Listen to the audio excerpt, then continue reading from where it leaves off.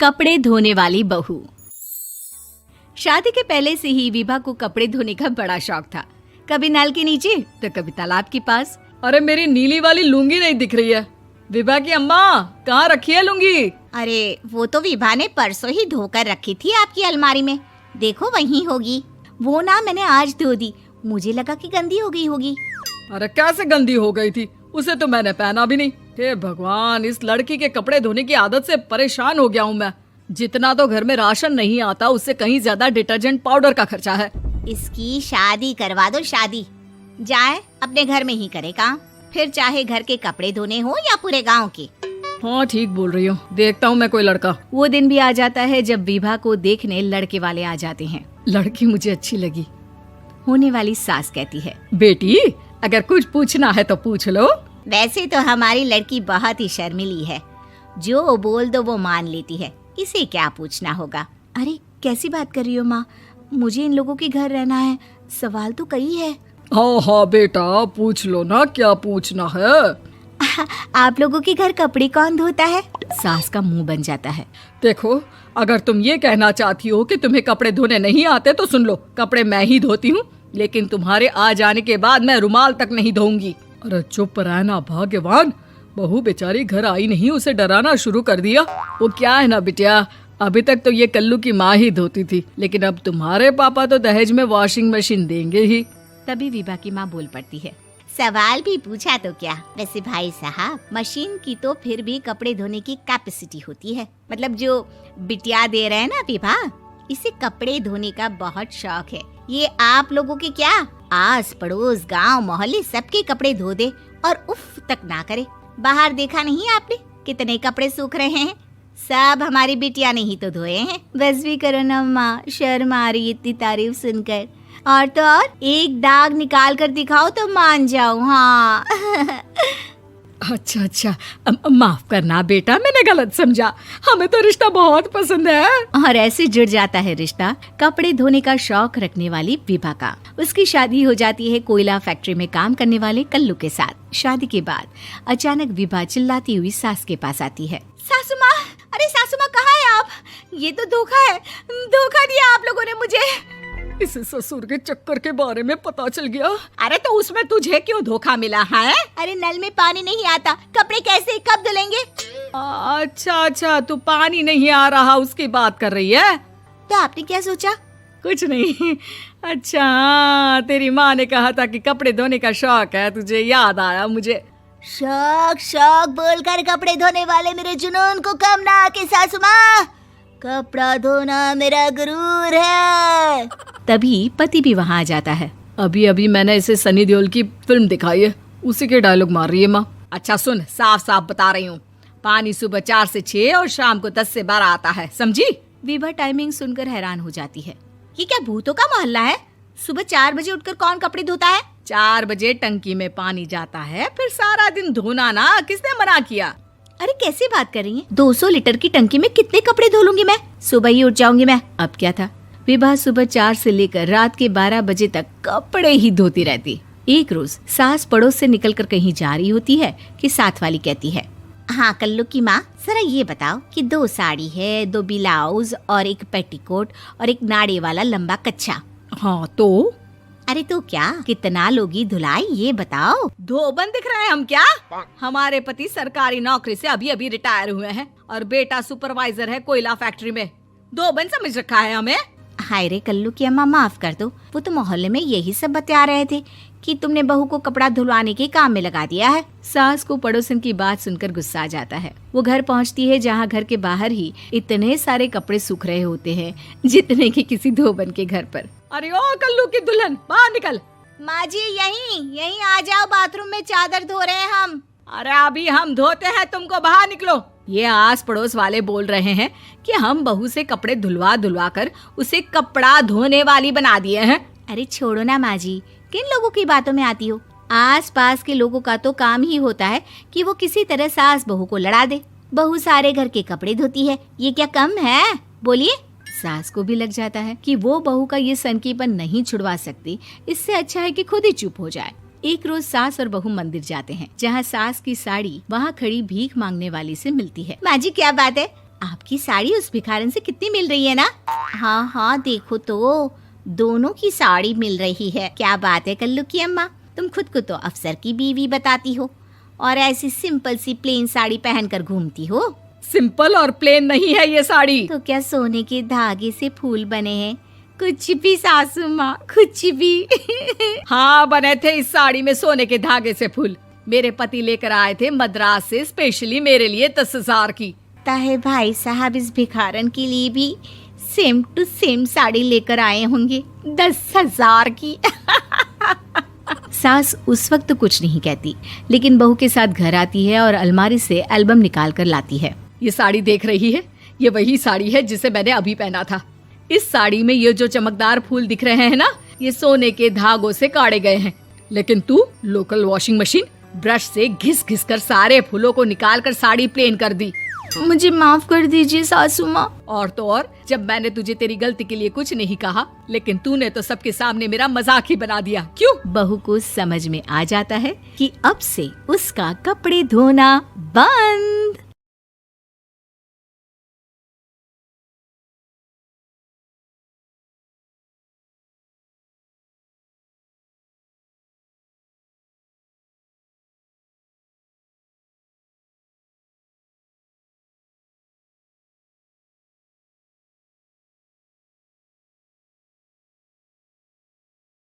सृष्टि बचपन से ही दिखने में सुंदर नहीं थी, लेकिन अमीर बाप की बेटी सृष्टि पर उसकी माँ जान छिड़कती। मेरी बेटी कितनी प्यारी है, भगवान सबको सृष्टि जैसी बेटी दे। सृष्टि धीरे धीरे बड़ी होती है। एक दिन सृष्टि की सहेली कहती है, तू दिखने में कितनी अजीब सी है, लेकिन मैं जानती हूँ हम सब में सबसे अच्छी शादी तो तेरी ही होगी। तेरे पापा अमीर जो हैं।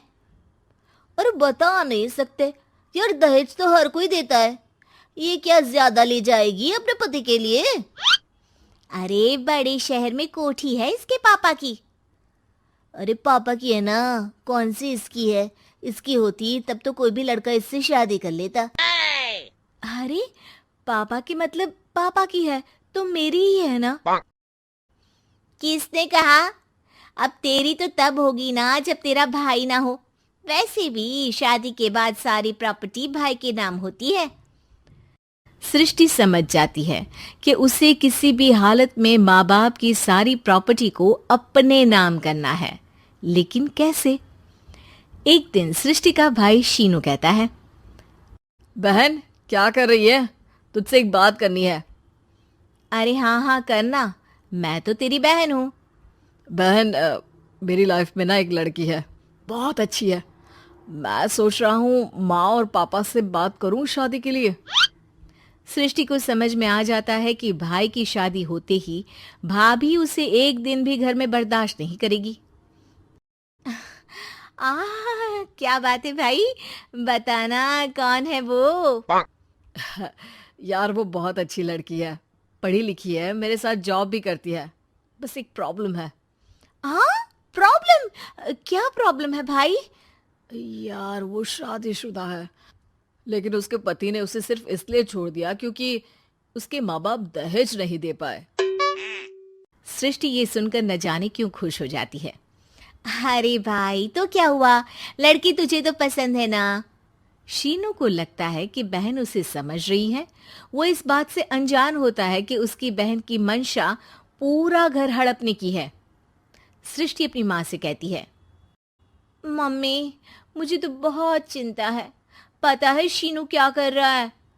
अरे क्या कर रहा है, वो तो काम पर जाता है और वापस घर आता है। नहीं ना माँ, वो यही तो नहीं कर रहा, बाकी सब कर रहा है। आपको पता है उससे प्यार है, और वो भी एक शादीशुदा लड़की से। हैं? ये क्या हो गया? मैं सोसाइटी में क्या मुंह दिखाऊंगी? अरे तेरे पापा तो यही कहेंगे कि मैंने ही उसे बिगाड़ दिया है। माँ देखो, मेरी बात मानो, पापा पर भी विश्वास करने की जरूरत नहीं है। अब आप ही बताओ, पापा इतनी देर घर के बाहर रहते हैं क्यों? बोलो। अरे बेटा वो तो नौकरी करते हैं ना। तू बहुत भोली है माँ, पापा का ऑफिस तो 7 बजे खत्म हो जाता है, लेकिन देखो कितनी देर से आते हैं। अरे नहीं नहीं बेटा, ऐसी कोई बात नहीं है। सृष्टि माँ को एक औरत से बात करते पिता की फोटो दिखाती है। देखो माँ, कैसे हैं पापा? मैं ना कहती थी कि पापा सही नहीं है। मैं तेरे पापा से बात करूंगी, दे फोटो मुझे। ओ माँ, वो तो डिलीट हो गई। लेकिन चल, तूने तो देख लिया ना। पापा से बाद में बात कर लेना, और हाँ, मेरा नाम बिल्कुल मत लेना। हाँ माँ। अब क्या था, सृष्टि के माँ और पिता के बीच झगड़ा होना शुरू हो जाता है। सृष्टि के मन में क्या चल रहा था कोई नहीं जानता था। एक दिन, माँ, सृष्टि के लिए एक लड़का देखा है, वो लोग शाम को उसे देखने आने वाले हैं। और हाँ माँ, एक खुशखबरी, मैं और पापा मिलकर एक नया बिजनेस ट्राई कर रहे हैं। शाम को लड़का आता है, सांवले रंग का। सृष्टि को तो बिल्कुल भी पसंद नहीं आता। लड़की की माँ कहती है, लड़की का चेहरा तो कोई खास नहीं, लेकिन अगर मेरे बेटे को आप लोग सेटल कर दें तो मैं उसकी शादी आपकी बेटी से करवा दूं। सृष्टि को लड़का बिल्कुल पसंद नहीं था। उसे भाई पर गुस्सा आ जाता है। लड़के वालों के जाने के बाद कहती है, माँ देखा, शीनू मेरे लिए कैसा लड़का लेकर आया, न दिखाने लायक न सुनने लायक, सेटल भी नहीं, वो भी हम करे।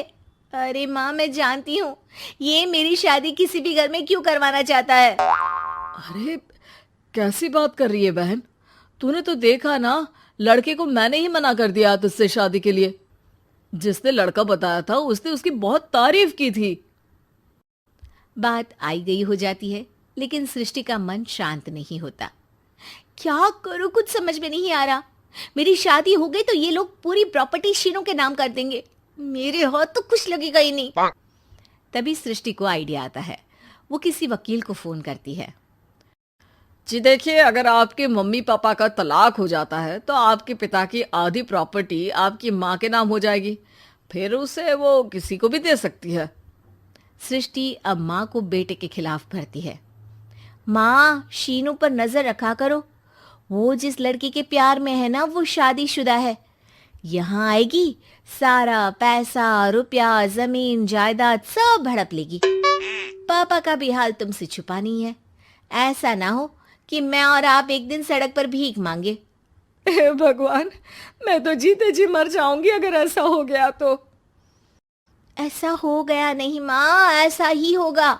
अभी समय है, आगे का सोच लो। मैं तो कहती हूँ पापा से आधी प्रॉपर्टी लेकर अलग हो जाओ। पापा की आधी प्रॉपर्टी भी हम लोगों को अगर मिल जाती है ना, तो अगले 7 जन्म सफल समझो। बेचारी माँ बेटी के कहने पर पति से तलाक लेकर अलग हो जाती है।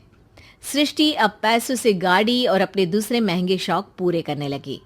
उसके दोस्त भी उसके पैसे इस्तेमाल करते। सृष्टि, कल तुम कहाँ थी? मैं सारा दिन घर पर अकेली थी। तो मैं क्या करूं? मैंने ठेका तो नहीं लिया है ना तुम्हें संभालने का। माँ को सृष्टि से ये उम्मीद नहीं थी। वो बैठकर रोने लगती है। वहीं उसका पति यानी कि सृष्टि के पिता आ जाते हैं। मैं जानता था कि तुम्हारा यही हाल होगा, तो आपने मुझे रोका क्यों नहीं? मैं रोकता तो तुम रुकती क्या? सृष्टि के कहने पर तुमने मुझ पर, अपने बेटे पर शक किया, लेकिन तुम ये भूल गई कि कैसे हम दोनों ने मिलकर जीवन में इतना सब खड़ा किया। माँ पति के गले लग जाती है। मुझे माफ कर दीजिए, मैंने आपकी कमाई का एक बड़ा हिस्सा गवा दिया। कोई बात नहीं, तुम साथ हो तो मैं ऐसी 7 प्रॉपर्टी खड़ी कर दूंगा। तभी वहां सृष्टि आ जाती है रोते हुए। माँ, मयंक ने मुझे छोड़ दिया। वो बोल रहा था जब तक मेरे पास पैसे थे तब तक ही वो मेरे साथ था। पापा, माँ, मुझे माफ कर दीजिए।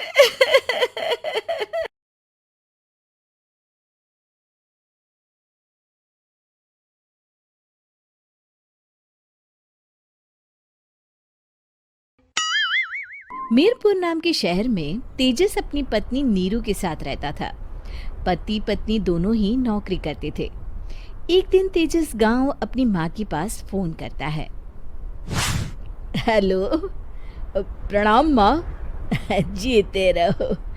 माँ, तुम दादी बनने वाली हो हैं? अरे वाह, ठीक है बेटा, मैं कल ही आती हूँ। जब माँ जी शहर पहुंची तो बेटी बहू ने बहुत अच्छे से स्वागत किया। लीजिए माँ जी चाय। अरे गर्मा गर्म पकोड़े ले आओ माँ के लिए। नीरू रसोई में गई और 2 मिनट में ही पकोड़े ले आई। जी ये लीजिए। बहू, जादू से बनाए हैं क्या? अभी तो रसोई में गई थी। Yummy!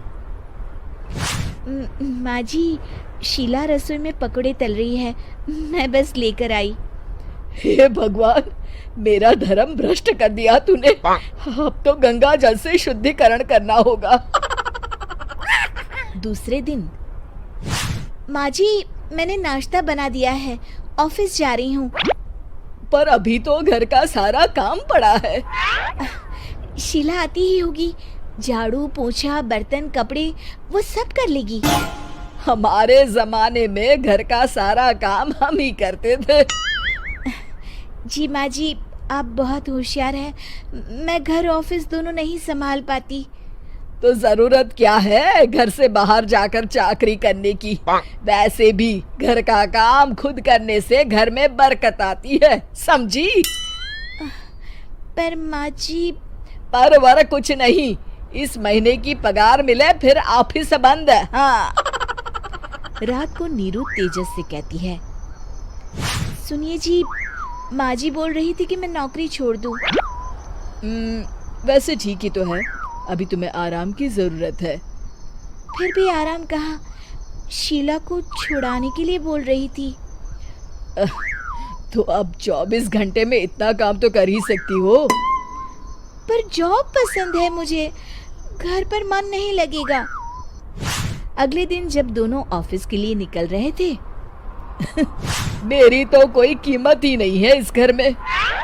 माँ जी आजकल महंगाई बहुत है, रहन सहन भी बदल गया है, दोनों नौकरी करते हैं तभी ठीक रहता है। अच्छा, तू कहना क्या चाहती है? मेरा बेटा तुझे बिठा के खिला नहीं सकता? तू ही इस घर का खर्च चला रही है, हैं? नहीं माँ जी, मेरा वो मतलब नहीं था। मतलब खूब समझती हूँ, ये बाल धूप में सफेद नहीं किए मैंने। हाँ। अब तो ये रोज का काम हो गया था। तेजस भी रोज की झिकझिक से परेशान हो गया था। एक दिन उसने कहा, नीरू, वैसे भी तुम्हें मैटरनिटी लीव मिलने वाली है, तो अभी से ही छुट्टी ले लो। पर क्या, मेरी सैलरी अच्छी खासी है। आखिर नीरू ने रिजाइन कर दिया। जब बच्चा हुआ तो घर में सब बहुत खुश हुए। कुछ दिनों बाद तेजस फाइल देख रहा था। क्या हुआ तेजस, कुछ परेशान लग रहे हो? हाँ, वो हमारी जितनी सेविंग्स थी वो तो हॉस्पिटल में और छठी के फंक्शन में खत्म हो गई है नीरू। और अभी वैसे मंदी चल रही है तो मैं बोल रही थी कल मुन्ना को हेपेटाइटिस का टीका लगवाना है। नीरू, क्या पोस्टपोन नहीं कर सकते? नहीं जी, बिल्कुल नहीं। अब तेजस को समझ में आ रहा था कि उससे गलती हुई है। पैसों की कमी का असर घर के माहौल पर भी पड़ रहा था। अगले दिन, बेटा मेरा चश्मा और ये दवाइयाँ ले आना, पर्चा देते हुए माँ जी ने कहा। जी। तेजस, मुन्ना के लिए दूध का डिब्बा और डायपर भी ले आना, और ये किराने के सामान की लिस्ट है, इसे भी लाना है। तेजस गुस्से में लिस्ट मरोड़कर फेंकता है और चिल्लाता है, पैसे क्या पेड़ पर उगते हैं? ये ले आना, वो ले आना। अरे पर ये जरूरत का सामान ही है। वो गुस्से में बिना कुछ कहे ऑफिस चला गया। अरे लंच तो ले जाइए। नीरू दौड़कर डिब्बा पकड़ाती है। एक दिन खाना खाने के बाद, नीरू, अब तो मुन्ना कुछ बड़ा हो गया, तो अब तुम वापस ज्वाइन कर लो ना जॉब। पर इस रिसेशन में जॉब मिलना बहुत मुश्किल है। ट्राई तो करो।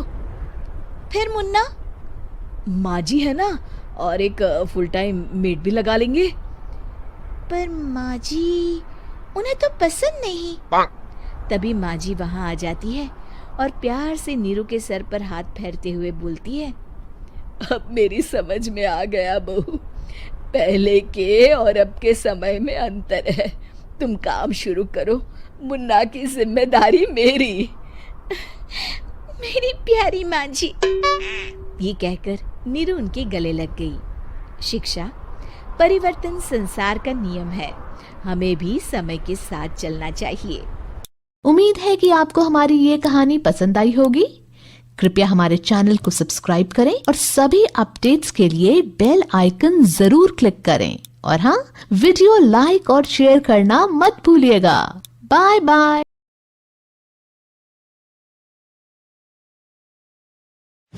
कहानी है रामपुर गांव की, जहाँ के मर्द महिलाओं को हमेशा नीचा दिखाने की कोशिश में रहते। अरे अभी तक खाना नहीं आया, क्या मुझे एक और शादी करने की जरूरत है? नहीं जी नहीं, ऐसा मत करना, वरना मैं कहाँ जाऊंगी। खाना लेकर मैं अभी आई जी।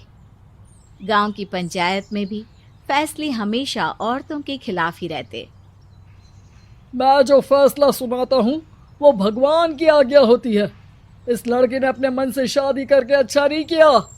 लड़के को घर भेज दो और इसकी शादी इसकी जाति की किसी लड़के से करवा दो। लेकिन ये लड़के, इसे तो गांव के बाहर निकाल दो। नहीं नहीं जमींदार साहब, ये क्या बोल रहे हैं? ऐसा नहीं हो सकता। मेरी बेटी मासूम है, इसे अच्छे बुरे की समझ नहीं है। अरे कहाँ जाएगी ये बेचारी? कहाँ जाएगी? इतनी चिंता है तो पूरे परिवार का गांव निकाला कर देते हैं। बेचारे पूरे बसे बसाए परिवार को गांव छोड़ना पड़ता है। चाहे जो हो, अगर बेटियों को कंट्रोल नहीं कर सकते तो गांव में रहने का कोई मतलब नहीं है। यहाँ औरतों को दब कर रहना होगा। कोई भी अपने हिसाब से कुछ नहीं कर सकता, सब ईश्वर की मर्जी से ही होगा। तभी गांव का एक आदमी दौड़ा दौड़ा आता है। सरपंच साहब, जमींदार साहब, वो कालिया है ना, उसकी बेटी पढ़ने के लिए शहर जा रही है। अच्छा, ये कब हो गया? और कालिया की हिम्मत कैसे हो गई ऐसा करने की?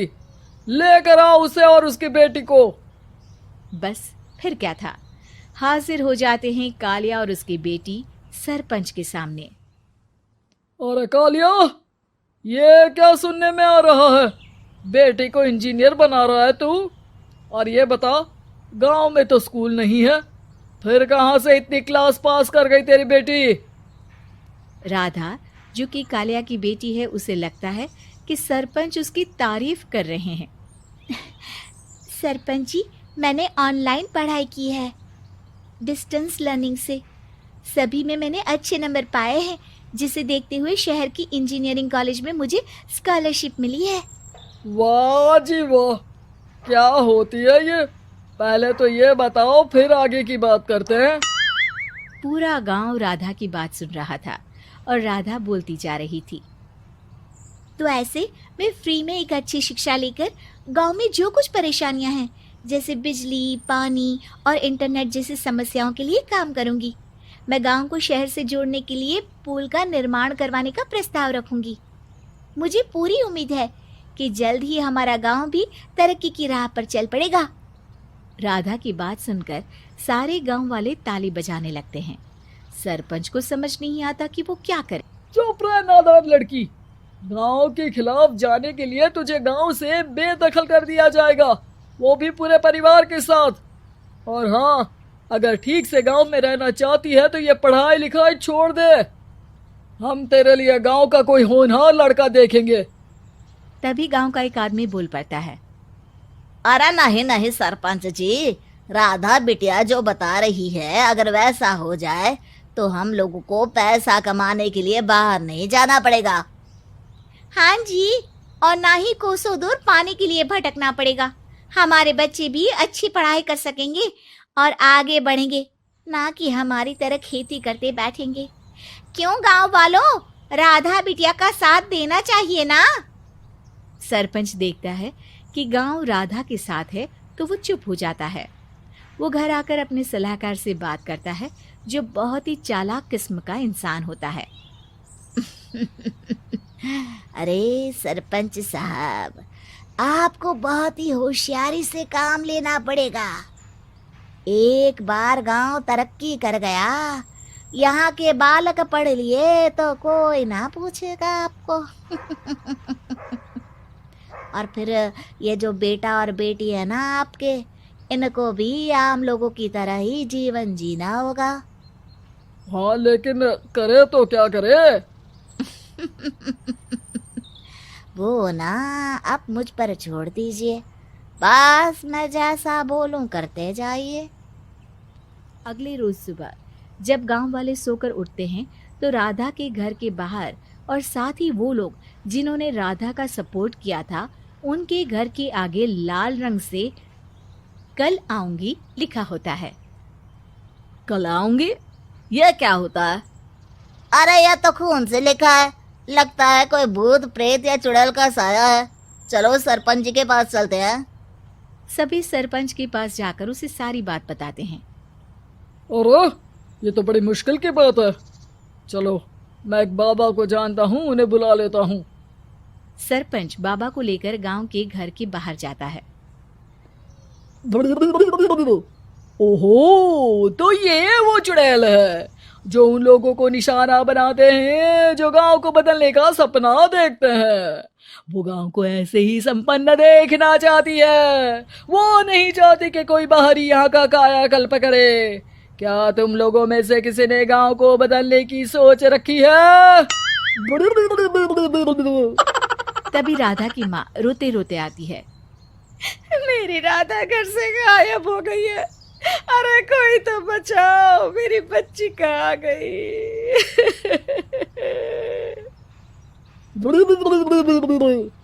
ले गई वो चुड़ैल, तेरी बच्ची को ले गई। अब वो उसे श्रापित करके छोड़ेगी, उस पर चुड़ैल का साया हो जाएगा। तभी बुरी सी हालत में राधा भी वहां आ जाती है। उसके बाल चुड़ैल की तरह फैले होते हैं और कपड़ों में खून लगा होता है। सभी राधा को देखकर डर जाते हैं। माँ, पता नहीं मुझे कौन उठा कर ले गया था। अरे दूर दूर हो जा चुड़ैल, अब हम लोग इस गांव में नहीं रुकेंगे। अरे कैसे बातें कर रहे हैं आप? कल तो आप मेरे भरोसे गांव का हुलिया बदलने, अपने बच्चों को पढ़ाने और तरक्की उन्नति की बात कर रहे थे, तो आज क्या हो गया आपको? ये फिर तुम लोगों को बहकाएगी। ये चुड़ैल गांव में आ चुकी है, ऐसे ही ये तुम्हारे घर के बच्चों को भी ले जाएगी। गांव वाले राधा को गांव से बाहर निकाल देते हैं। उसके माँ बाप रोते रहते हैं, लेकिन गांव वाले नहीं मानते। मैं भी अपनी बहन के साथ गांव के बाहर रहूंगा, लेकिन वो पढ़ाई नहीं छोड़ेगी। वहीं सरपंच के घर पर सलाहकार कहता है। देखा, सांप भी मर गया और लाठी भी नहीं टूटी। लेकिन अगले ही दिन सरपंच के घर के बाहर भी वही शब्द लिखे होते हैं। और फिर सरपंच की बीवी कहती है, हमारी बेटी को किसी ने अगवा कर लिया है। तभी राधा का भाई वहां आ जाता है। अरे गांव वालों, मैंने सरपंच जी की बेटी को देखा था। वो चुड़ैल उसे उठाकर ले जा रही थी। अरे क्या मजाक कर रहे हो? नहीं नहीं सरपंच जी, आप नहीं जानते। वो चुड़ैल अब आपकी बेटी में आ जाएगी, जैसे राधा के अंदर आ गई थी। तभी सरपंच की बेटी वैसी ही हालत में वहां आती है जैसे राधा आई थी। पापा, पता नहीं कैसे मैं गायब हो गई थी। चुड़ैल, इसके अंदर भी चुड़ैल का साया है, मारो इसे। अरे नहीं नहीं, इसे भी राधा के पास गांव के बाहर ही भेज दो। अरे चुप रहो, मेरी बेटी कहीं नहीं जाएगी और चुड़ैल वुड़ैल कुछ नहीं होता है। अरे कैसे बात कर रहे हो सरपंच जी? आप तो बोल रहे थे कि आपका फैसला भगवान का ज्ञान होता है, तो अपने पर बात आई तो अब आप ऐसे बोल रहे हैं। अरे ना ना ना, आपको अपनी बेटी को त्यागना ही होगा। अरे बुलाओ बाबा को। राधा का भाई बाबा को ले आता है, जिसे अब गांव वालों के डर के कारण सच बोलना पड़ता है। मैं कोई बाबा नहीं हूँ, मैं तो मोची था। ये सलाहकार महोदय ने मुझे कहा था एक्टिंग करने को। अब वो मुझे पैसे देने वाले हैं। अब मुझे माफ कर दो। गलती हो गई, मुझे माफ कर दो। तभी वहां राधा आ जाती है। देखा सरपंच जी, जब गांव के बच्चे साक्षर होंगे तो आप जैसे लोगों की चालाकी नहीं चलेगी।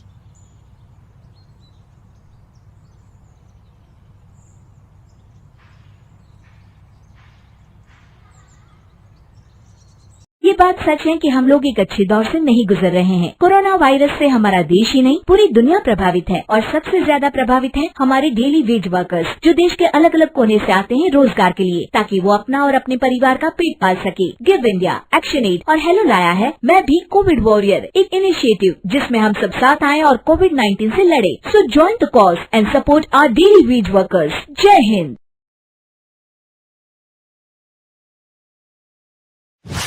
रजनी को बचपन से ही पेंटिंग का बहुत शौक था। वो हमेशा से ही पेंटर बनना चाहती थी, पर उसके माँ और पिताजी ने उसको कभी भी इस चीज के लिए सपोर्ट नहीं किया और उसकी शादी नीरव से हो गई। नीरव रजनी को बहुत प्यार करता था, पर रजनी हमेशा चुपचाप ही रहती। वो इस शादी से खुश नहीं थी। वो ये शादी नहीं करना चाहती थी। उसे तो हमेशा से पेंटर जो बनना था। अपने इस सपने को वो नहीं पूरा कर पाई, इसलिए वो हमेशा उदास रहती थी। रजनी, बहुत ही बढ़िया फिल्म लगी है, कल देखने चले? नहीं जी, कल मुझे बहुत काम है, मैं नहीं जा पाऊंगी। अच्छा तो कोई बात नहीं, संडे को चलते हैं। देखिए, मुझे फिल्म देखना पसंद नहीं है। आपको जाना है तो चले जाइए। नीरव को मना करके रजनी वहां से चली जाती है और अपने बैग को खोलकर उसमें बंद पड़े ब्रश और कलर्स को देखकर रोने लगती है। रजनी, चलो ना कहीं बाहर खाने चलते हैं, कुछ तुम्हारी पसंद का। जी, मुझे नहीं जाना, मेरी तबीयत ठीक नहीं है। रजनी वहां से चली जाती है। नीरव को समझ नहीं आता कि रजनी उससे इतना दूर क्यों रहती है। वो जब भी उसके साथ वक्त बिताना चाहता है, रजनी कोई ना कोई बहाना बना देती है। एक दिन घर पर कोई नहीं था। रजनी घर का सारा काम जल्दी से खत्म कर लेती है। घर पर अकेले होने के कारण वो सोचती है कि वो आज पेंटिंग करेगी। वो अपने कमरे में जाकर पेंट ब्रशेस और कलर्स निकालकर जैसे ही कलर मिक्स कर रही होती है कि दरवाजे पर बेल बज जाती है। अब कौन आ गया इस वक्त? इतनी मुश्किल से तो मुझे पेंट करने का मौका मिला है। रजनी दरवाजा खोलती है तो उसकी सास अपनी सहेलियों के साथ खड़ी होती है और सब घर के अंदर आ जाते हैं। अरे बहू, सबको शरबत बनाकर पिला दे, बाहर तो बड़ी गर्मी है। उफ। जी। रजनी पेंट ना कर पाने से उदास हो जाती है। उसे गुस्सा भी आ रहा होता है कि उसने इस शादी के लिए हाँ क्यों कह दी। वो रसोई में जा रही होती है कि उसकी सास उसे रोकती है। बहू, सबके खाने का भी इंतजाम कर लेना, आज का लंच तो ये सब यहीं करेगी। हाँ। रजनी बिना कुछ कहे रसोई में चली जाती है। सबके लिए खाना बनाती है। सब खाना खाते हैं और रजनी घड़ी देखती है कि ये सब कब जाएंगे ताकि वो अपनी पेंटिंग कर सके। जब शाम होती है तब सब चले जाते हैं अपने घर। अरे बहू, सब तेरे खाने की तो बहुत तारीफ कर रहे थे, सबको बहुत अच्छा लगा खाना। आपको मुझे सुबह बताना चाहिए था ना कि आपकी सहेलियां आ रही हैं। पता भी है कितना वक्त लगा सारा खाना बनाने में। अरे बहू, तू ऐसे कैसे बात कर रही है मुझसे? तो और कैसे बात करूं? मैं इस घर की कोई नौकरानी नहीं हूं कि इतना काम करूंगी। रजनी अपने कमरे में जाकर दरवाजा बंद कर लेती है। शाम को जब नीरव आता है तो उसकी माँ उसे पूरी घटना के बारे में बताती है। क्या रजनी ने आपसे इस तरह बात की माँ? हाँ, और पता नहीं उसे क्या हो गया है, शाम से बाहर भी नहीं आई है। मैंने तो कई बार आवाज दी, खाना भी नहीं खाया उसने। तू ही बात करके देख ले बेटा। नीरव अपने कमरे का दरवाजा खटखटाता है। रजनी, दरवाजा खोलो, मैं हूं। रजनी दरवाजा खोलती है और फिर वापस जाकर अपने बिस्तर पर लेट जाती है। रजनी, माँ से बात करने का ये क्या तरीका है? मैंने कोई गलत बात नहीं की है। अरे तुम क्यों ऐसे बर्ताव कर रही हो सबके साथ? क्या तुम इस शादी से खुश नहीं हो? रजनी कुछ नहीं बोलती। अरे बताओ मुझे रजनी, क्या ये शादी तुम्हारी मर्जी के खिलाफ हुई है? हाँ, मैं ये शादी कभी नहीं करना चाहती थी। तुमसे क्या, मैं किसी से भी शादी नहीं करना चाहती थी। रजनी रोने लगती है। चुप हो जाओ रजनी, बताओ मुझे, तुम क्यों नहीं करना चाहती थी शादी? रजनी बेड के नीचे से अपने पेंटिंग्स, कलर्स, ब्रश, पेपर्स निकालती है। इतने में उसकी सास भी कमरे में आ जाती है। ये देख रहे हो, ये थे मेरे सपने। मैं पेंटर बनना चाहती थी, पर माँ पापा ने कभी सपोर्ट नहीं किया और मेरी शादी करवा दी। मेरे सारे सपने टूट गए। हर वक्त बस गुस्सा आता रहता है मुझे। मैं जानती हूँ कि आप लोगों की इसमें कोई गलती नहीं है, पर मैं क्या करूं, मुझे समझ में नहीं आता।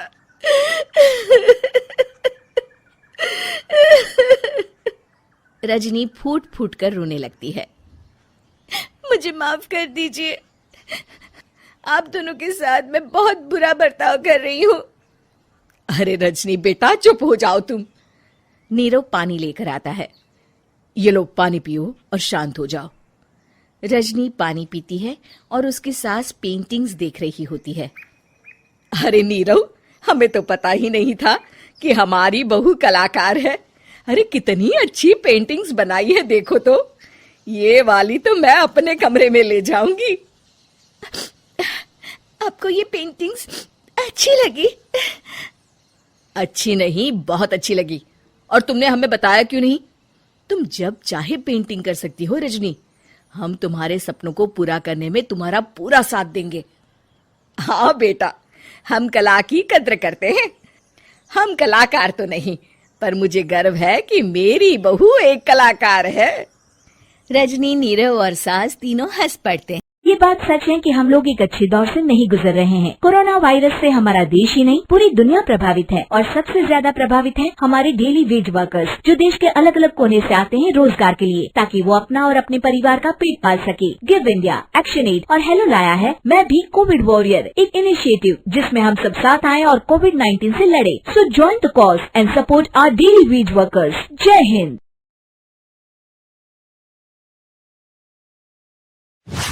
रजनी को बचपन से ही पेंटिंग का बहुत शौक था। वो हमेशा से ही पेंटर बनना चाहती थी, पर उसके माँ और पिताजी ने उसको कभी भी इस चीज के लिए सपोर्ट नहीं किया और उसकी शादी नीरव से हो गई। नीरव रजनी को बहुत प्यार करता था, पर रजनी हमेशा चुपचाप ही रहती। वो इस शादी से खुश नहीं थी। वो ये शादी नहीं करना चाहती थी। उसे तो हमेशा से पेंटर जो बनना था। अपने इस सपने को वो नहीं पूरा कर पाई, इसलिए वो हमेशा उदास रहती थी। रजनी, बहुत ही बढ़िया फिल्म लगी है, कल देखने चले? नहीं जी, कल मुझे बहुत काम है, मैं नहीं जा पाऊंगी। अच्छा तो कोई बात नहीं, संडे को चलते हैं। देखिए, मुझे फिल्म देखना पसंद नहीं है। आपको जाना है तो चले जाइए। नीरव को मना करके रजनी वहां से चली जाती है और अपने बैग को खोलकर उसमें बंद पड़े ब्रश और कलर्स को देखकर रोने लगती है। रजनी, चलो ना कहीं बाहर खाने चलते हैं, कुछ तुम्हारी पसंद का। जी मुझे नहीं जाना, मेरी तबीयत ठीक नहीं है। रजनी वहां से चली जाती है। नीरव को समझ नहीं आता कि रजनी उससे इतना दूर क्यों रहती है। वो जब भी उसके साथ वक्त बिताना चाहता है, रजनी कोई ना कोई बहाना बना देती है। एक दिन घर पर कोई नहीं था। रजनी घर का सारा काम जल्दी से खत्म कर लेती है। घर पर अकेले होने के कारण वो सोचती है कि वो आज पेंटिंग करेगी। वो अपने कमरे में जाकर पेंट ब्रशेस और कलर्स निकालकर जैसे ही कलर मिक्स कर रही होती है कि दरवाजे पर बेल बज जाती है। अब कौन आ गया इस वक्त? इतनी मुश्किल से तो मुझे पेंट करने का मौका मिला है। रजनी दरवाजा खोलती है तो उसकी सास अपनी सहेलियों के साथ खड़ी होती है और सब घर के अंदर आ जाते हैं। अरे बहू, सबको शरबत बनाकर पिला दे, बाहर तो बड़ी गर्मी है। उफ। जी। रजनी पेंट ना कर पाने से उदास हो जाती है। उसे गुस्सा भी आ रहा होता है कि उसने इस शादी के लिए हाँ क्यों कह दी। वो रसोई में जा रही होती है कि उसकी सास उसे रोकती है। बहू, सबके खाने का भी इंतजाम कर लेना। आज का लंच तो ये सब यहीं करेगी। हाँ। रजनी बिना कुछ कहे रसोई में चली जाती है। सबके लिए खाना बनाती है। सब खाना खाते हैं और रजनी घड़ी देखती है कि ये सब कब जाएंगे ताकि वो अपनी पेंटिंग कर सके। जब शाम होती है तब सब चले जाते हैं अपने घर। अरे बहू, सब तेरे खाने की तो बहुत तारीफ कर रहे थे। सबको बहुत अच्छा लगा खाना। आपको मुझे सुबह बताना चाहिए था ना कि आपकी सहेलियां आ रही हैं। पता भी है कितना वक्त लगा सारा खाना बनाने में। अरे बहू, तू ऐसे कैसे बात कर रही है मुझसे? तो और कैसे बात करूं? मैं इस घर की कोई नौकरानी नहीं हूं कि इतना काम करूंगी। रजनी अपने कमरे में जाकर दरवाजा बंद कर लेती है। शाम को जब नीरव आता है तो उसकी माँ उसे पूरी घटना के बारे में बताती है। क्या रजनी ने आपसे इस तरह बात की माँ? हाँ, और पता नहीं उसे क्या हो गया है। शाम से बाहर भी नहीं आई है। मैंने तो कई बार आवाज दी, खाना भी नहीं खाया उसने। तू ही बात करके देख ले बेटा। नीरव अपने कमरे का दरवाजा खटखटाता है। रजनी, दरवाजा खोलो, मैं हूं। रजनी दरवाजा खोलती है और फिर वापस जाकर अपने बिस्तर पर लेट जाती है।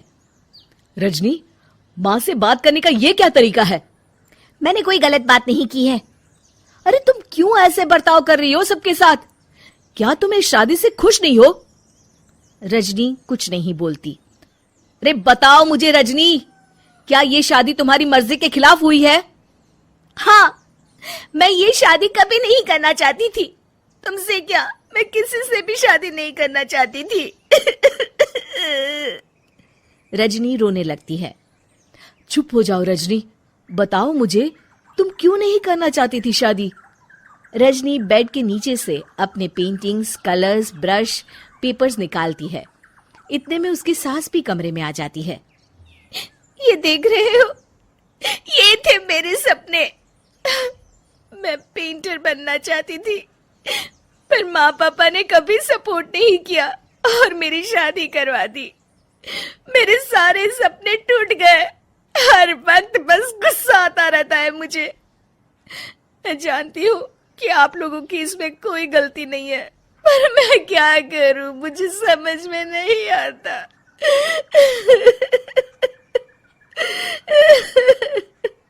रजनी फूट फूट कर रोने लगती है। मुझे माफ कर दीजिए, आप दोनों के साथ मैं बहुत बुरा बर्ताव कर रही हूँ। अरे रजनी बेटा, चुप हो जाओ तुम। नीरव पानी लेकर आता है। ये लो पानी पियो और शांत हो जाओ। रजनी पानी पीती है और उसकी सास पेंटिंग्स देख रही होती है।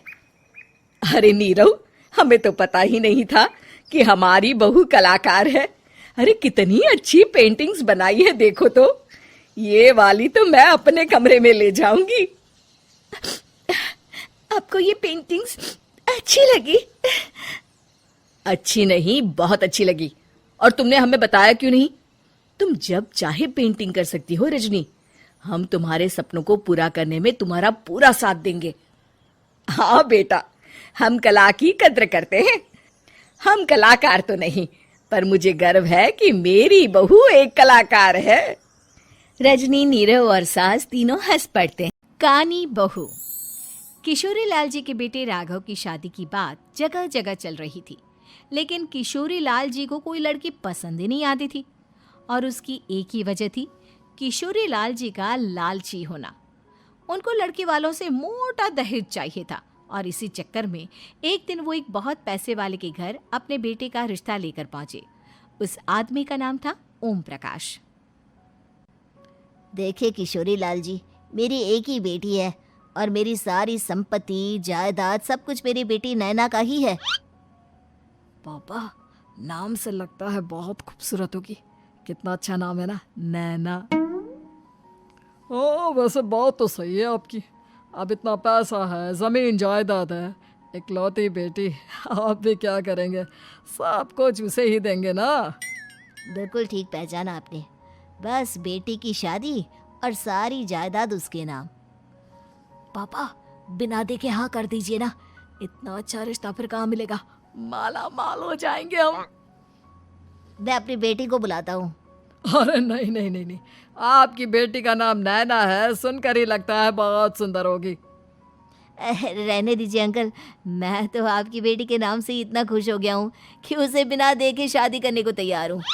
अब तो मैं उसका चेहरा सीधे शादी के बाद ही देखूंगा। और इस तरह राघव नैना का चेहरा नहीं देखता और उससे शादी कर लेता है। शादी के बाद अपनी सुहाग रात पर जब राघव नैना का घूंघट उठाकर देखता है तो नैना की आंखें बंद थी। कितने खूबसूरत हो तुम नैना, जरा अपनी आंखें खोलकर मेरी तरफ देखो तो सही। नहीं, मुझे शर्म आती है। अरे मैंने तुम्हें शादी से पहले भी नहीं देखा, और अब अगर तुम आंखें खोलकर मुझे देखोगी भी नहीं तो मुझे अच्छा कैसे लगेगा। इससे पहले कि नैना अपनी आंखें खोलकर राघव की तरफ देखती, अचानक से लाइट चली गई और राघव नैना को पूरी तरह से देख भी नहीं पाया। अगली सुबह नैना राघव के लिए नाश्ता बनाकर लेकर आई। अरे ये क्या, आधा पराठा सीका हुआ है और आधा बिल्कुल कच्चा। ये तुमने क्या किया नैना? बहू, तुमने क्या आधा पराठा तवे से नीचे लटका कर रखा था जो आधा सिका है और आधा कच्चा?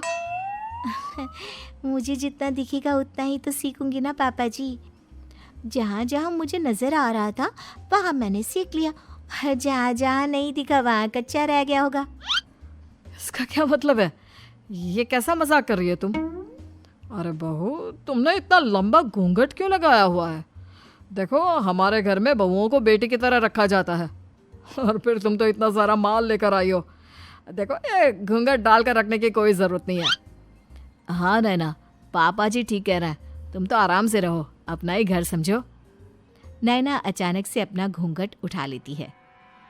अरे ये क्या पापा, नैना की तो एक आंख फूटी हुई है। नाम से नैना, लेकिन ये तो कानी बहू निकली। मेरे साथ धोखा हुआ है, धोखा। बिना दिखाए अपनी कहानी लड़की मेरे संग ब्याह दी। मुझे कहानी भी नहीं चाहिए। मुझे अभी ओम प्रकाश जी से बात करनी पड़ेगी। आखिर उन्होंने मेरे साथ ऐसा किया क्यों? अरे, आप लोगों ने ही तो पापा से कहा था कि आप लोग शादी से पहले मुझे देखना नहीं चाहते। अब मेरे पापा पर क्यों इल्जाम लगा रहे हैं? अरे लेकिन उन्हें बताना तो चाहिए था ना कि तुम कानी हो, एक आंख से तुम्हें दिखाई नहीं देता। किशोरी लाल और राघव नाराज होकर ओम प्रकाश को अपने घर बुलाते हैं। पापा जी, ये आपने क्या किया? शादी से पहले बताया क्यों नहीं कि नैना की आंखों में परेशानी है? अरे, आप ही ने तो लड़की देखने से मना कर दिया था। अरे लेकिन आप बता तो सकते थे। आपको तो हमारी बेटी की प्रॉपर्टी चाहिए थी, वो भी पूरी की पूरी। अब क्या हुआ अगर उसे आधा दिखाई देता है? प्रॉपर्टी तो आपको पूरी मिल गई ना। अरे ये क्या बात हुई? मेरी शादी प्रॉपर्टी से नहीं, आपकी बेटी से हुई है। अब ये तो पहले सोचना चाहिए था, तब तो मेरी प्रॉपर्टी देखकर तुम्हारी जुबान लप लपा रही थी। लेकिन मैं कानी लड़की को अपनी बीवी बनाकर नहीं रख सकता। पापा कुछ करिए ना आप। हाँ करता हूँ। देखिए ओम प्रकाश जी, आप हमारे साथ ऐसा नहीं कर सकते। और तुम देखो, अगर तुमने मेरी बेटी से शादी तोड़ी ना, तो जो भी प्रॉपर्टी मैंने तुम्हें दी है वो तो पूरी की पूरी वापस ले ही लूंगा, और आधी प्रॉपर्टी तुम्हारी भी लूंगा। अरे मेरी आधी प्रॉपर्टी भला क्यों लेंगे आप? इसलिए क्योंकि मेरी बेटी को आधा नजर आता है और उसकी नजर अभी तक तुम्हारी आधी जायदाद पर ही पड़ी है। अब तुम उसे घर से निकालोगे तो कुछ तो लेकर जाएगी ना। और अगर हम आपकी बेटी को अपने घर की बहू बनाकर रखे तो? तो तुम्हारी पूरी प्रॉपर्टी तुम्हारी ही रहेगी, और जो मैंने तुम्हें दिया है ना, उसमें से बस मैं आधा लेकर जाऊंगा। अरे लेकिन अब आप अपनी दी हुई प्रॉपर्टी में से आधी वापस क्यों लेकर जाएंगे? अगर मैं आपकी बेटी को अपनी पत्नी बनाकर रखने को तैयार हूं तो? इसलिए ताकि भविष्य में अगर तुम मेरी बेटी को धोखा दो तो उसके पास कुछ तो रहे जो पति का हो। वैसे मेरे पास तो बहुत कुछ है, लेकिन अपने पति की कोई निशानी तो उसके पास होनी चाहिए ना। अब अगर तुमने मेरी बेटी को कानी कहा तो तुम्हें प्रॉपर्टी भी कानी ही मिलेगी, पूरी नहीं। जमाए राजा। किशोरी लाल और राघव समझ चुके थे कि वो बुरी तरह फंस चुके हैं और अब उनके पास वहां से निकलने का कोई चारा नहीं है। अब समझ में आया ना, लालच बुरी बला होती है। एक तो तुम्हें प्रॉपर्टी मिली, ऊपर से बीवी मिली, उसमें तुम्हें नखरे भी दिखाने हैं। आए बड़े, चुपचाप बैठो दोनों। कुछ दिनों के बाद नैना राघव की कार लेकर बाजार घूमने निकलती है और जब कार लेकर वापस आती है, ये क्या, एक तरफ से मेरी गाड़ी पूरी खराब हो चुकी है। लगता है तुमने मेरी गाड़ी को किसी दूसरी गाड़ी के साथ एक्सीडेंट किया है। अरे अरे, कितना बड़ा नुकसान कर दिया तुमने बहू। वो क्या है ना पापा जी, मुझे एक आंख से दिखाई नहीं दे रहा था, सामने से गाड़ी आ रही थी। मुझे तो सिर्फ आधा ही दिखाई दिया और वो गाड़ी मेरी कार से रगड़ते हुए निकल गई। अब मैं क्या करूं बताओ? आप इसे ठीक कराने के पैसे कौन देगा, तुम्हारे पापा? तुमने मुझसे इस तरह से बात की? अभी रुको। नैना राघव की शिकायत ओम प्रकाश को कर देती है। देखो राघव, अब जो मेरी आधी प्रॉपर्टी तुम्हारे पास थी ना, उसमें से आधी और मैं लेकर जाऊंगा, क्योंकि तुमने मेरी बेटी को डांटा। अरे नहीं नहीं पापा जी, गलती हो गई, माफ कर दो। गलती की तो कोई गुंजाइश ही नहीं। अगली बार मेरी बेटी को डांटा तो बची हुई आधी में से आधी और ले जाऊंगा। लालच के चक्कर में हम दोनों ने बहुत बड़ी गलती कर दी बेटा। एक तो तुम्हें कानी बहू मिली और ऊपर से जो माल मिला वो भी काना। इस तरह राघव की हर एक गलती पर ओम प्रकाश उसकी प्रॉपर्टी का आधा आधा हिस्सा लेकर अपना सारा माल वापस ले गया और राघव को कानी बीवी से काम चलाना पड़ा। भाई लालच वाकई में बुरी बला है।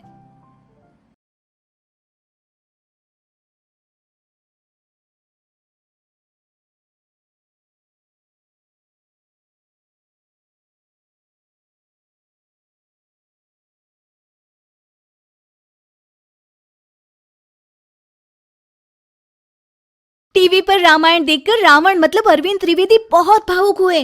क्या? तुझे कैसे पता? हेलो ऐप से देख, ये है हेलो ऐप। जैसे ही आप हेलो ऐप डाउनलोड करते हो, ऊपर सर्च बार में हेलो ट्रेंड्स मिलेगा, जिसमें सभी ट्रेंडिंग न्यूज, वीडियोस, आर्टिकल्स मिलेंगे। उससे आप डे टू डे इंफॉर्मेशन से अपडेट रख सकते हैं। ये तो बहुत अच्छा ऐप है। मैं अभी डाउनलोड करके खुद को अपडेट करती हूँ। कामकाजी बहू। रवीना के 2 बच्चे थे। वो एक बड़ी कंपनी में काम करती थी। उसके ऑफिस जाने के बाद उसकी सास उसके बच्चों को संभाला करती, लेकिन रवीना को इसकी कोई कदर नहीं थी। एक दिन रवीना अपनी माँ से फोन पर कहती है, मम्मी क्या बताऊं, मेरी सास तो बिल्कुल अच्छी नहीं है। वो समझती नहीं है कि मुझे कितना काम करना पड़ता है। एक तो ऑफिस तक का लंबा सफर और फिर 9 घंटे लगातार काम। बैठे बैठे तो मेरी पीठ अकड़ जाती है। खुद तो सारा दिन घर में मजे करती है, जब मन करा सोए, जब मन किया खाए। तभी उसकी सास वहां आ जाती है। अच्छा माँ, मैं बाद में आपको फोन करती हूँ। जी मम्मी जी, कोई काम है क्या आपको? क्या हुआ? रवीना बहू, सारा दिन तो तू ऑफिस के मजे लेती है, लेकिन यहाँ ये बच्चे मुझे आराम भी नहीं करने देते। मेरी तो तबीयत खराब हो रही है। तो आपको लगता है कि मैं दफ्तर में मौज करती हूँ? आपको क्या समझाऊं, छोड़िए। माँ, काम करना भी जरूरी है। मजबूरी नहीं होती तो मैं खुद ही अपने बच्चों को देख लेती। अब आज तो छुट्टी है ना, आज तो कम से कम घर का काम कर ले। बहू काम शुरू करती है। बच्चे के साथ काम करना उसके लिए असंभव हो जाता है। वो जाकर बच्चा सास को देती है और कहती है, मम्मी जी जरा बच्चा तो पकड़ लीजिए, मैं घर का काम कैसे करूं? जैसे मैं करती हूँ रोज बच्चे के साथ। तुझे बताऊं तो तू सोचती है कि कोई बड़ा काम तो है नहीं, बच्चा तो सोता रहता है। अब देख लिया। खैर, बस मैं यही तुझे समझाना चाहती थी। ला, बच्चा मुझे दे और काम कर। बहू मुंह बनाकर वहां से चली जाती है। वो मन में सोचती है, बात तो सही है, बच्चे के साथ घर का काम करना असंभव है। वो किसी तरह काम करती है और अगले दिन ऑफिस के लिए निकल जाती है। ऑफिस में उसकी सहेली उससे कहती है, यार तू तो बड़ी लकी है, तुझे तेरी सास खाना बना कर देती है, बच्चे भी देखती है और तुझे किसी बात की चिंता भी नहीं होने देती। अरे क्या लकी, बदले में मैं उन्हें पूरी कमाई जो दे देती हूँ और अपने बच्चे से दूर रहती हूँ वो अलग। हर किसी को ना दूसरे की प्लेट में ज्यादा घी दिखता है। जा अपना काम कर। अरे फिर भी ये तो है, यहाँ हमारे बच्चे को मैं क्रैश में छोड़ती हूँ, हर पल डर लगा रहता है कि क्या कर रहा होगा। खैर चल, मुझे क्या। बहू घर आती है तो देखती है कि उसकी सास उसके बच्चे को बड़े ही प्यार से खिला रही होती है। वो माँ को देखकर खुश हो जाता है। बहू मन में सोचती है कि बात तो सही है, सासू माँ सारा दिन काम करती है, मैं ऑफिस से आकर भी काम नहीं करती हूँ। वो सास के पास जाती है और कहती है, माँ जी थक गई आप? और क्या, सारा दिन चक्कर घीनी की तरह पूरे घर में घूमती रहती हूँ और अब उम्र भी नहीं रही। लेकिन चल तू बता, क्या हुआ, कुछ काम है क्या? बहू कुछ नहीं कहती, मुस्कुराकर वहाँ से चली जाती है। लेकिन अगले दिन सुबह सुबह बहू सास से पहले उठकर उन्हें चाय देती है। अरे आज सूरज कहाँ से उगा है, तू पहले उठ गई? चल अच्छा किया, मरने से पहले तेरे हाथ की चाय तो पी ली। चलो अब चलकर किचन में लगूं। माँ जी, आपको आज से काम करने की ज़रूरत नहीं है। काम करने की ज़रूरत नहीं है मतलब? क्या तू करेगी आज से सारा काम? इतने अच्छे तो हमारे नसीब नहीं है भाई। नहीं माँ जी, मैं नहीं करूँगी, ना ही आप करेंगी, बल्कि ये करेगी। तभी वहाँ एक काम वाली बाई आ जाती है। ये कौन है बहू? माँ जी, ये नौकरानी है और आज से सारा काम यही करेगी। मुझे माफ़ कर दीजिए माँ जी, मैं नहीं समझ पाई कि आप थक जाती हैं। आज से आप सिर्फ आराम करिए और मुन्ने के साथ खेलिए। और सास बहू बच्चे के साथ खेलने लग जाते हैं। दोस्तों, मुझे पता है आप सब लॉकडाउन में बोर हो रहे हैं, तो मैं आपकी बोरियत दूर करने के लिए लाया हूँ hello app, India's leading social media platform. Hello app पे आपको मिलेंगे trending news, funny, educational, cooking, dance और भी बहुत सारे वीडियोस। इसके अलावा latest updates of your favourite celebrities. तो देर किस बात की है, अभी डाउनलोड करो हेलो ऐप और करें अपनी बोरियत का खात्मा। कामचोर देवरानी। एक बार की बात है, सुषमा अपने पूरे परिवार के साथ खुशी खुशी मोहन नगर में रहती थी। उसकी 2 बहुएं थी, पल्लवी और शिवानी। एक दिन दोनों बहुएं रसोई में काम कर रही होती है कि तभी उनकी सास सुषमा उन्हें बुलाती है। अरे बहू, जरा इधर तो आना। शिवानी, जरा जाकर देखना सासू माँ क्या कह रही हैं। दीदी आप ही देख लो ना जाकर, आपको भी तो सुनाई दे रहा है। अरे मैं आटा गूंद रही हूँ ना, तुम चली जाओ। हाँ तो मैं भी तो सब्जी काट रही हूँ ना दीदी। अरे बहू जल्दी आओ। ओह, ये तो जाएगी नहीं, मैं ही जाकर देखती हूँ कि क्या करना है। पल्लवी सुषमा के कमरे में जाती है। जी मम्मी जी, क्या हुआ? शाम को घर पर कुछ मेहमान आने वाले हैं, तो तुम अच्छा सा खाना बना लेना बहू। ठीक है मम्मी जी, आप बता दीजिए क्या क्या बनाना है और कितने लोग आ रहे हैं। सुनील की मौसी जी और उनका पूरा परिवार आ रहा है। कुल मिलाकर 3 लोग और हमें मिलाकर हुए 9 लोग। तो अभी से ही तैयारी करना शुरू कर दो। और हाँ, घर की सफाई भी कर देना, हाँ अच्छे से। जी मम्मी जी, सब काम हो जाएगा, आप चिंता मत कीजिए। पल्लवी शिवानी को घर में मेहमान आने वाले हैं इसके बारे में बताती है। क्या 9 लोगों का खाना बनाना होगा, घर की सफाई करनी है? बाप रे, सासू माँ ने तो हमें घर की नौकरानी ही समझ कर रखा है। ऐसा नहीं बोलते शिवानी, हम इस घर की बहू हैं और घर के काम करना हमारा फर्ज है। दीदी तो है ही सासू माँ की चमची, जब देखो सासू माँ सासू माँ। मैं तो इतना सारा काम नहीं करने वाली। शिवानी कपड़े लेकर गमला साफ कर रही होती है और चक्कर आने का नाटक करने लगती है। मेरा सर चकरा रहा है। तभी वहां पल्लवी और सासू माँ जाते हैं। अरे बहू, क्या हो गया तुम्हें? मम्मी जी, बहुत तेज सर में दर्द हो रहा है। तुम एक काम करो शिवानी, आराम कर लो। नहीं नहीं दीदी, घर में मेहमान आने वाले हैं, मुझे आपकी मदद करनी चाहिए। अरे कोई बात नहीं शिवानी, तुम आराम कर लो, मैं सब काम कर लूंगी। ठीक है दीदी, अगर आप इतना कह रही हैं तो आराम कर लेती हूँ। शिवानी आराम से अपने कमरे में मैगजीन पढ़ रही होती है। इसे कहते हैं आराम की जिंदगी। इतना सारा काम। चलो सारा काम खत्म हो गया, शिवानी को देख आती हूँ। शिवानी अपने कमरे में ईयरफोन में गाने सुनते सुनते सो जाती है और उसके साइड में मैगजीन भी रखी होती है। पल्लवी वहां आ जाती है और वो सब देखती है। ओहो, तो मतलब सब काम चोरी का बहाना था। अभी बताती हूँ इसको। घर का सारा काम मुझे करना पड़ा और ये महारानी यहाँ मैगजीन पढ़ रही है, गाने सुन रही है। पल्लवी रसोई से एक प्लेट और चम्मच लेकर आती है और शिवानी को थाली बजाकर उठाने लगती है। शिवानी अचानक से उठती है। उठ गई महारानी, गाने भी सुन लिए, मैगजीन भी पढ़ ली। तुम तो बहुत बड़ी झूठी निकली शिवानी। तुमने सर दर्द का बहाना बनाया ताकि काम करने से बच सको। हाँ, बनाया बहाना।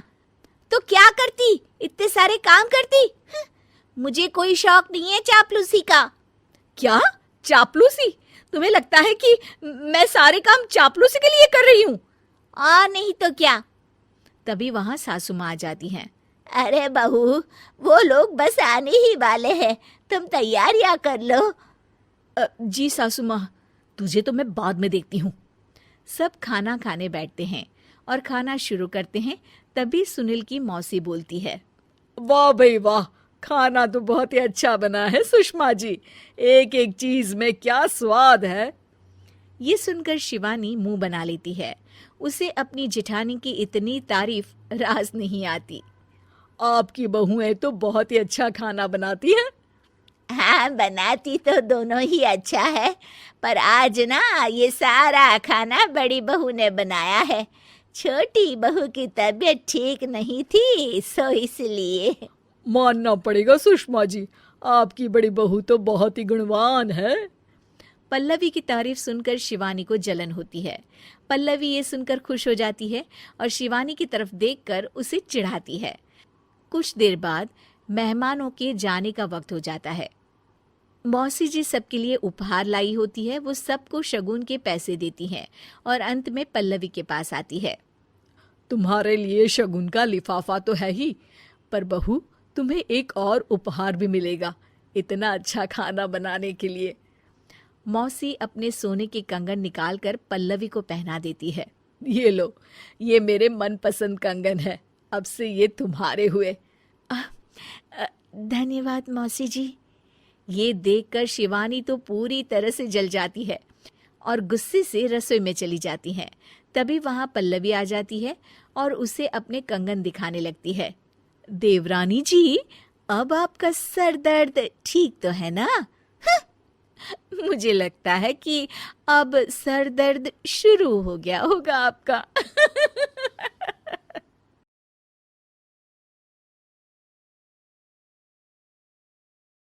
हे गाइस, सबसे पहले आप सभी को हैप्पी होली। इस होली सीजन पर हेलो ऐप पर खुशियों के रंग जमाएं और 2 करोड़ रुपए तक के प्राइज जीतिए हेलो के नए होली कैश धमाका के साथ। हेलो ऐप लाया है होली कैश धमाका, जिस पे आपको कुछ नहीं करना, बस एक गेम खेलना है और उसके जरिए आप मजेदार कैश प्राइजेस भी जीत सकते हैं। तो जल्दी से डाउनलोड करो हेलो ऐप और इस कॉन्टेस्ट के मैक्सिमम बेनिफिट्स लो 3 से 9 मार्च के बीच। कामचोर बहू। कांता बहन की 2 बहुएं थीं, बड़ी कल्पना और छोटी प्रिया। कल्पना का जैसा नाम वैसा ही काम। सारा दिन कल्पनाओं में रहती, ना कोई काम करती ना कोई धाम। अरे कल्पना बहू, जरा अच्छी सी चटनी पीस दे, आज कुछ मजेदार खाने का मन है। पेट में जलन हो जाएगी माँ जी बुढ़ापे में, और वैसे भी मेरा काम करने का वक्त शाम का है, अब प्रिया को ही बोल दो। इतना कहकर कल्पना वहां से चली जाती है। कांता कल्पना के ऐसे रवैये से काफी परेशान रहती हैं। मैं बना देती हूँ माँ चटनी, ऐसा बोलकर प्रिया माँ को चटनी बनाकर प्लेट में खाने को देती है कि तभी वहां कल्पना आ जाती है। अरे वाह चटनी, जरा चक्कर तो देखूं, बड़े दिन हो गए। अरे नहीं बहू, तू तो रहने ही दे चटनी खाना, पेट में जलन हो जाएगी।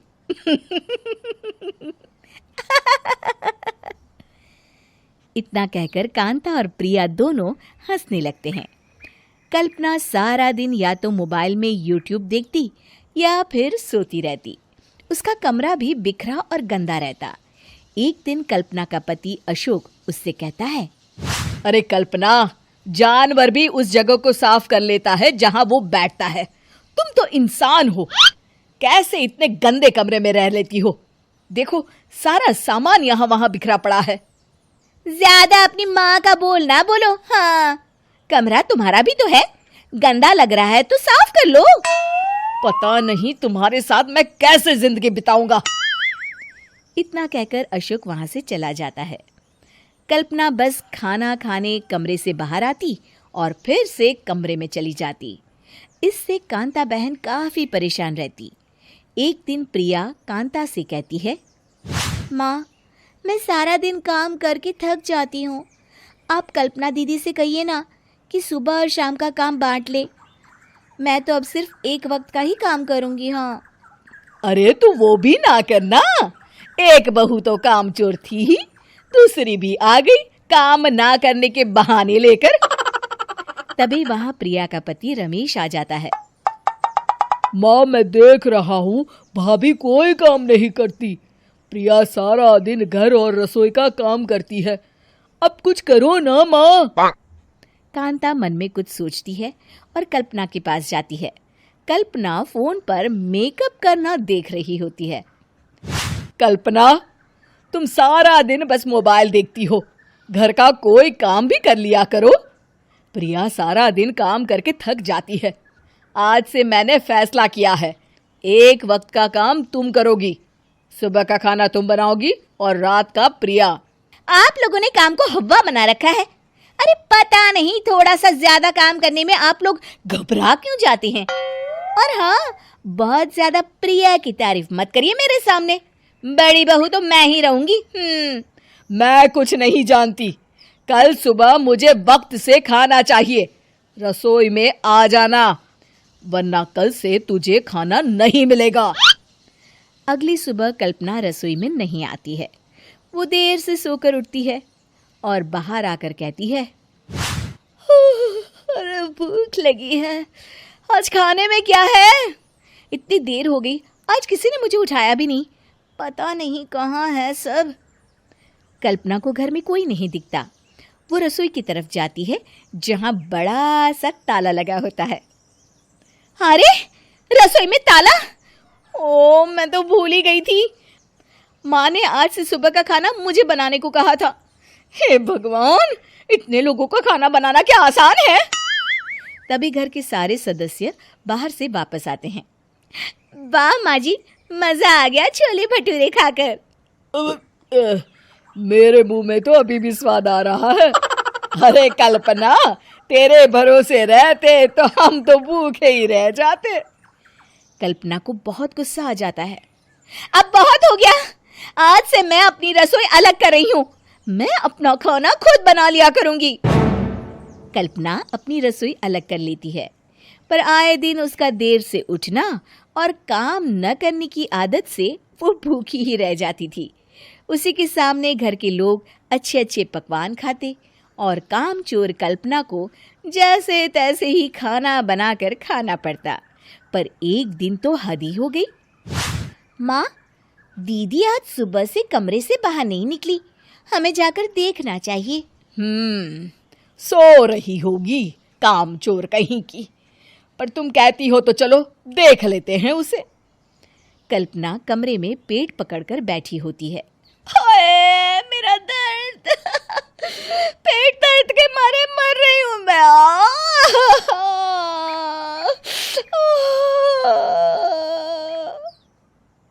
अरे दीदी, क्या हुआ? पेट में दर्द क्यों हो रहा है? डॉक्टर को दिखाया आपने? माँ, कल्पना खड़ी होती है और माँ जी के पास आती है। मुझे माफ कर दीजिए, अब से मैं सारे काम में मदद करूंगी। कभी आलस और काम चोरी नहीं करूंगी। हाँ हाँ, वो तो ठीक है, लेकिन अचानक क्या हो गया जो तू काम करने को तैयार हो गई? काम चोर कल्पना। माँ, लगातार बासी और उल्टा पुल्टा खाना खाने के कारण मेरे पेट में इन्फेक्शन हो गया है। काम न करना पड़े इसलिए मैं 2 दिन का खाना एक दिन ही बना लेती थी। बासी और खराब खाना खाने के कारण लेने के देने पड़ गए। पेट में दर्द हो रहा है। चलो अच्छा हुआ, देर आए दुरुस्त